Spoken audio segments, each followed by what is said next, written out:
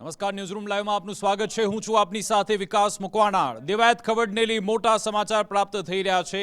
દેવાયત ખવડની જે અગાઉની જે જામીન અરજી છે તેને રદ કરવામાં આવી છે અને રિમાન્ડ પણ આપી દેવામાં આવ્યા। જી હા, ડાયરાના કલાકાર દેવાયત ખવડની મુશ્કેલી વધી ચૂકી છે। સમાચાર એ મળી રહ્યા છે દેવાયત ખવડના 7 દિવસના રિમાન્ડ મંજૂર થયા છે। ડાયરાના કલાકાર દેવાયત ખવડની મુશ્કેલી એટલા માટે વધી કારણ કે અગાઉ જે નીચલી કોર્ટે તેમને જામીન આપી દીધા હતા એના પર પોલીસે અરજી કરી હતી।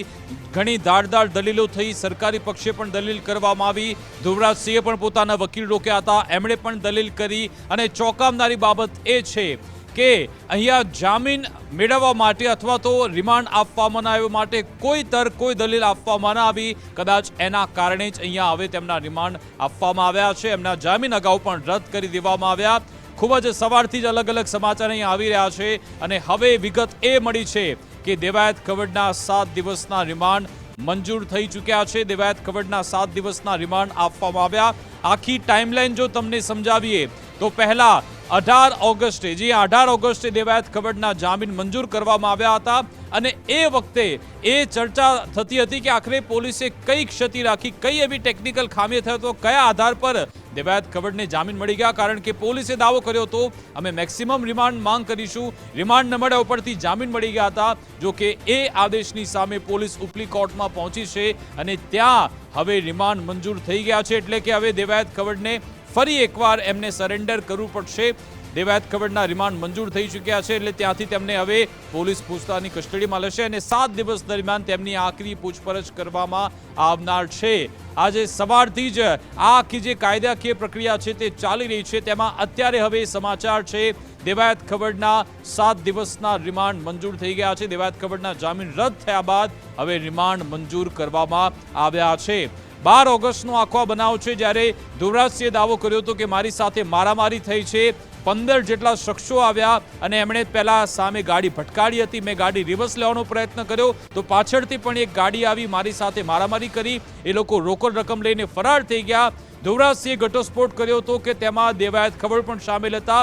એક બુકાની તેમણે બાંધ્યું હતું, જો કે એ રૂમાલ થોડો ઊંચી સરકી ગયો એટલા માટે મને દેવાયત ખવડ દેખાઈ ગયા અને પછી એમણે ફરિયાદ નોંધાવી। પોલીસે 5 દિવસ બાદ 17 ઓગસ્ટે સુરેન્દ્રનગરથી દેવાયત ખવડને ઝડપ્યા હતા અને હવે અત્યારે આજે ફરી એકવાર આ કેસમાં તેમના રિમાન્ડ મંજૂર થયા છે। આ આખા કેસમાં અલગ અલગ પ્રતિક્રિયા પણ આવી છે, સરકારી વકીલની પણ પ્રતિક્રિયા આવી છે, દેવાયત ખવડના વકીલની પણ પ્રતિક્રિયા આવશે। શું પ્રતિક્રિયા આવી છે પહેલા તે સાંભળી લો।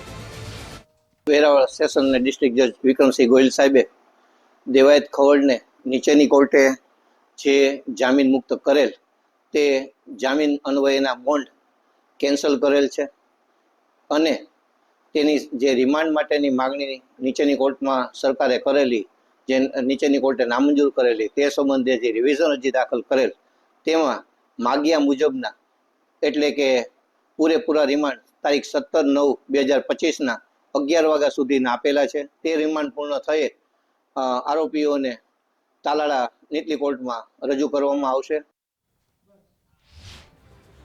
એટલે કે 17 સપ્ટેમ્બર સુધી દેવાયત ખવડ રિમાન્ડમાં રહેશે અને ત્યારબાદ આગળની કાર્યવાહી થશે। સવાલ એ છે કે આ અચાનક આટલો મોટો કાયદાકીય ઘટનાક્રમ કેવી રીતે આખો યુટર્ન આવ્યો? કારણ કે અગાઉ જ્યારે નીચલી કોર્ટે એમને જામીન આપી દીધા હતા અને આજે વિગત એ પણ મળી ધર્મેશ કે દેવાયતના વકીલ તરફથી કોઈ એવી દલીલ કરવામાં નથી આવી। શું એ વાત સાચી છે? ચોક્કસ જે વિવાદોનો પર્યાય કહી શકે દેવાયત ખવડની મુશ્કેલીમાં વધારો થયો છે અને અત્યારે જે સમાચાર મળી રહ્યા છે કે સેશન્સ કોર્ટમાં જે પોલીસ તંત્ર દ્વારા અરજી કરવામાં આવી હતી કે જામીન રદ ને રિમાન્ડ આ બંને ગ્રાહ્ય રાખવામાં આવી છે। સરકારી વકીલની જે દલીલ હતી એ અને સામે પક્ષપાતી પણ આજે મહત્વનું જે તમે કહો છો કે દેવાયતના જે વકીલ કહી શકાય એમના તરફથી આજે કોઈ દલીલ, જે 3 દિવસ પૂર્વે જે દલીલ હતી 1.5 કલાકની એમાં સરકારી વકીલ અને દેવાયતના વકીલની પણ દલીલો હતી પરંતુ આજે નથી। એટલે હવે ગમે ત્યારે દેવાયત સહિત 15 આરોપીઓએ તાલાળા પોલીસ સ્ટેશન સરેન્ડર થવું પડશે અને જે આ ચુકાદો અત્યારનો જે લેટેસ્ટ છે એમાં 17મી સપ્ટેમ્બરે સવારે 11 વાગે રિમાન્ડ પૂરા થાય પછી એમને કોર્ટમાં રજૂ કરવાના રહેશે। એટલે હવે સમગ્ર મામલો તાલાળા પોલીસ સ્ટેશનમાં આવ્યો। ચિત્રાવડ પાસે આ બનાવ બન્યો હતો। ધ્રુવરાજસિંહ જે કહી શકાય કે સનાતનના જે છે એની જે માથાકૂટ હતી એ સોશિયલ મીડિયામાં ને પછી એ આક્રમક સ્વરૂપ અને એમાં જે હુમલો કહી શકાય એવી વિવિધ કલમો હતી પણ નીચલી કોર્ટે એમને જામીન આપ્યા, રિમાન્ડ પણ નામંજૂર કર્યા હતા। એ પછી તાલાળા પોલીસ તંત્ર દ્વારા જે અપીલ કરવામાં આવી હતી એ અપીલ આજે વેરાવળ સેશન્સ કોર્ટે આપી છે અને એ અંતર્ગત ગમે ત્યારે હવે આ દેવાયત સહિત 15 આરોપીઓ જ્યારે કહી શકાય કે તાલાલા પોલીસ સ્ટેશનમાં સરેન્ડર થશે અને 17/9 સુધીની એમને રિમાન્ડની જે સવારે 11 વાગ્યા સુધીની મુદત આપવામાં આવી છે. મહત્ત્વની વાત એ છે કે જે લાંબા સમયથી જે વાત હતી કે રિમાન્ડ નામંજૂર અને જામીન એની સામે પોલીસ તંત્ર દ્વારા સરકારી વકીલ દ્વારા કાર્યવાહી કરવામાં આવી હતી અને સેશન્સ કોર્ટ વેરાવળ સેશન્સ કોર્ટમાં એમને પડકારવામાં આવ્યું હતું આદેશને અને એ આદેશનો આજે 2 દિવસ પહેલાં 2 થી 3 દિવસ પહેલાં એમનો ચુકાદામાં પૂર્વે એ બંને પક્ષોની દલીલો સાંભળવામાં આવી હતી અને આજે અત્યારે જ સમાચાર મળી રહ્યા છે અને જેમ સરકારી વકીલ અને એક બીજી પ્રતિક્રિયા પણ આપણે સાંભળીએ. જી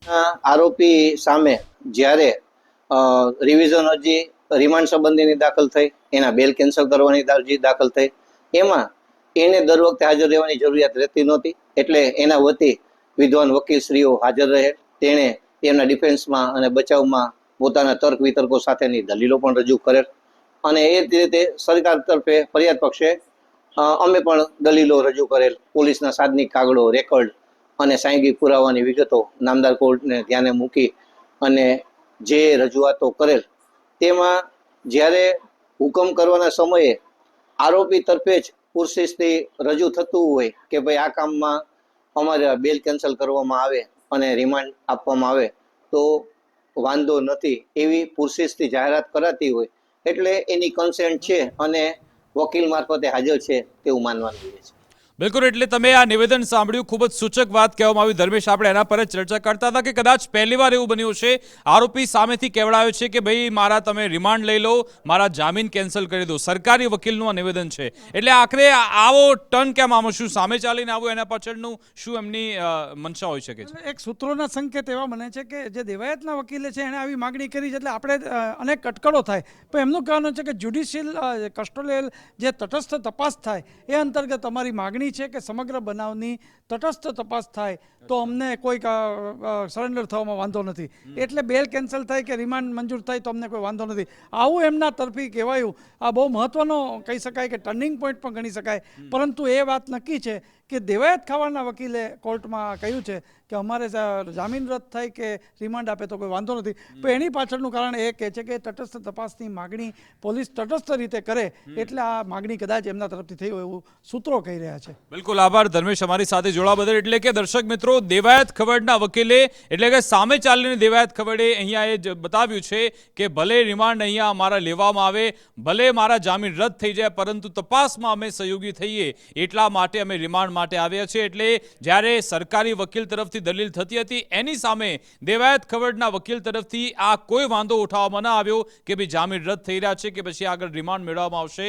એટલા માટે જ હવે આ પ્રક્રિયા થઈ છે અને દેવાયત ખવડ 7 દિવસના રિમાન્ડ દરમિયાન પોલીસની કસ્ટડીમાં રહેશે. પોલીસ પૂછપરછમાં હવે શું બહાર લાવે છે, આ આગળના કેસમાં હવે શું નવો વળાંક આવે છે એ જોવાનું રહેશે. પરંતુ અત્યાર સુધીના સમાચાર એ કે જ્યારે 18 ઓગસ્ટે દેવાયત ખવડને જામીન મળી ચૂક્યા હતા ત્યારબાદ દેવાયત ખવડ અલગ અલગ કાર્યક્રમમાં પણ હાજર રહ્યા હતા. તેમાં તેમણે સૂચક રીતે તેમણે ઘણી બધી વાતો પણ કરી હતી.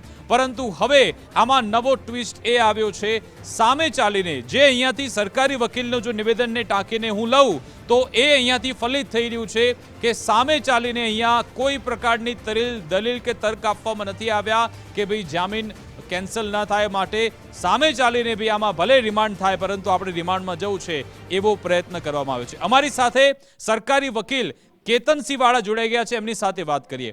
કેતનભાઈ, ગુજરાત ફર્સ્ટમાં આપનું સ્વાગત છે.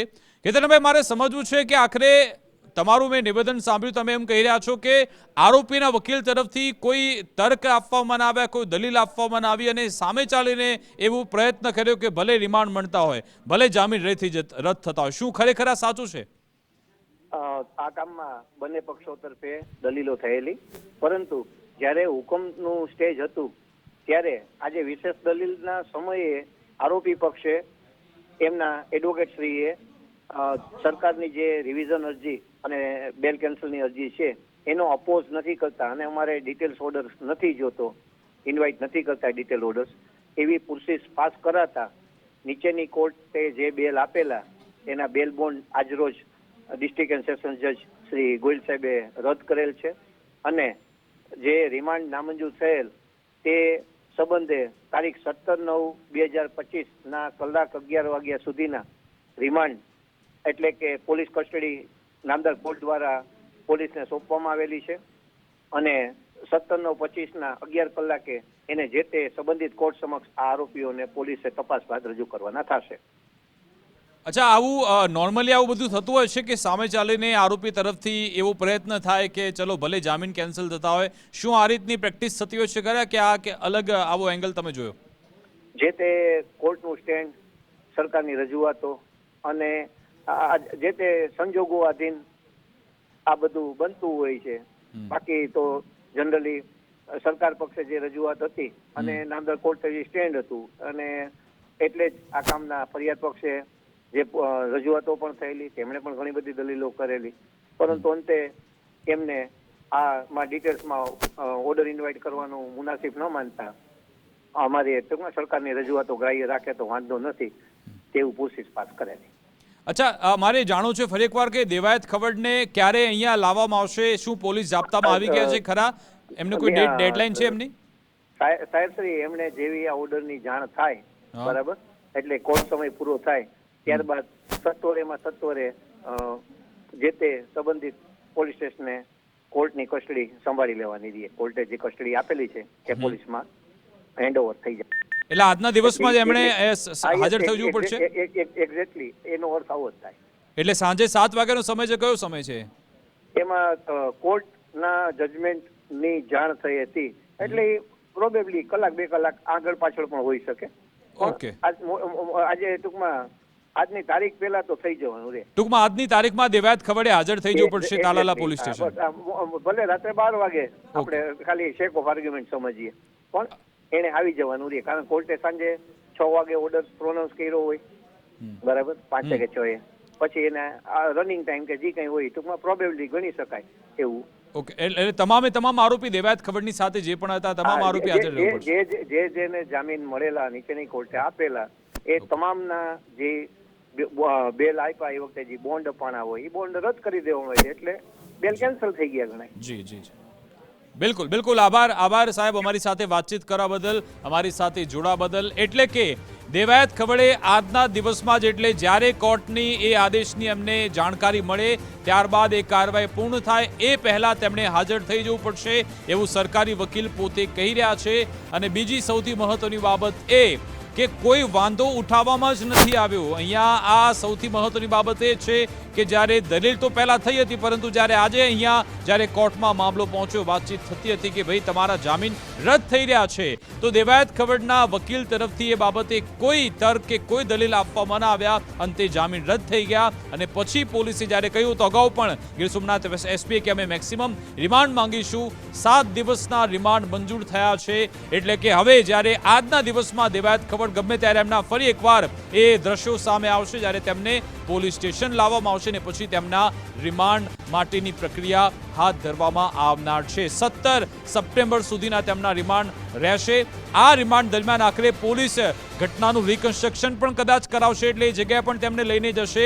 ત્યારે આખરે શું જોવા મળે છે, ત્યારે તેમના તરફથી શું નિવેદન આપવામાં આવે છે, આખા કેસમાં હવે નવા ખુલાસા શું થાય છે એના પર પણ નજર રહેશે. કારણ કે અત્યાર સુધી આપણી જોડે જે એક આવ્યું છે સ્ટેન્ડ, એ ફક્ત ને ફક્ત ધ્રુવરાજસિંહનું જ છે. અત્યાર સુધી તમામ થિયરી ધ્રુવરાજસિંહની સામે આવી કે ભાઈ ત્યાં મને ચિત્રોડમાં મને મારવામાં આવ્યો હતો, ગાડી ભટકાડી હતી, રોકડ રકમની ચોરી થઈ ગઈ અને દેવાયત ખવડ ત્યાં આવ્યા હતા, દાવો તેમનો છે. બધી મારામારીની બધી અલગ અલગ કલમ પણ આમાં નોંધાઈ ગઈ, હત્યાના પ્રયાસની કલમ પણ નોંધાઈ. હવે આ આખી કાયદાકીય પ્રક્રિયા પૂરી થશે, પોલીસ પોતાની કામગીરી કરશે, પોલીસ તપાસમાં શું બહાર આવે છે, પોલીસ કયા તથ્ય અને તારણ સુધી પહોંચે છે એ પણ ખૂબ જ મહત્વનું રહેવાનું છે. પરંતુ અત્યારે હવે દેવાયત ખવડે પોલીસને સાથ સહકાર આપવો પડશે અને જે સરકારી વકીલે કહ્યું આજના દિવસમાં ભલે રાત્રે 12 વાગે તો 12 વાગે, પરંતુ એમણે ત્યાં તાલાલા પોલીસ સ્ટેશન હાજર થવું પડશે.